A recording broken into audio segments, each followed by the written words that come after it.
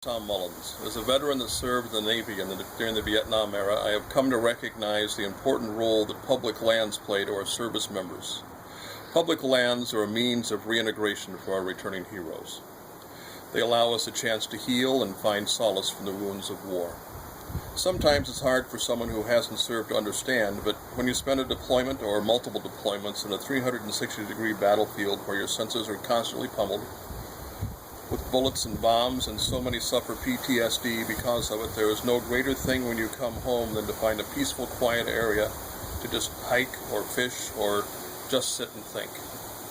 It's essential to those of us who served in war. Literally, some of us cannot live without it. That's why I'm here today. As a veteran, I want to talk about a vital conservation program that supports our public lands and parks all across America. The Land and Water Conservation Fund, or Lcwf, created by Congress in 1965, represents a bipartisan commitment to safeguard natural areas, water resources, and our national heritage. National parks like Rocky Mountain, the Grand Canyon, and the Great Smoky Mountains, as well as national wildlife refuges, national forests, rivers and lakes, community parks, trails, and ball fields in all 50 states have been protected for all Americans to enjoy, thanks to funding from the Lcwf. Unfortunately, since 1965, when Lcwf was created, Congress has not kept the promise of funding the program at the authorized level of $900 million annually. This has to change.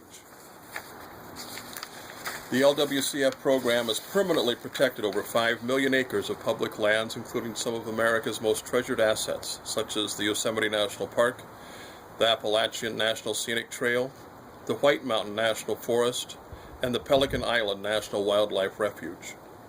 Lcwf also has a strong impact on our economy. Each year, more than 87 million people enjoy hunting, fishing, or other wildlife-related recreation, spending $45 billion annually in local communities.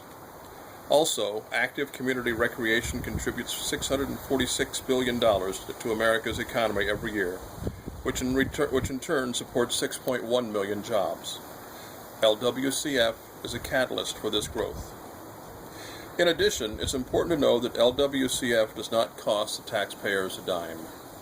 The program is funded exclusively from a small fraction of oil and gas leasing royalties on offshore drilling. It receives no funding from tax revenue, none. By fully funding the Land and Water Conservation Fund, we are supporting the protection of our public lands and their infrastructure as well as our local economies. We are also continuing to safeguard these lands for America's veterans. In order to do so, Congress must fully fund Lcwf at the authorized level of $900 million a year.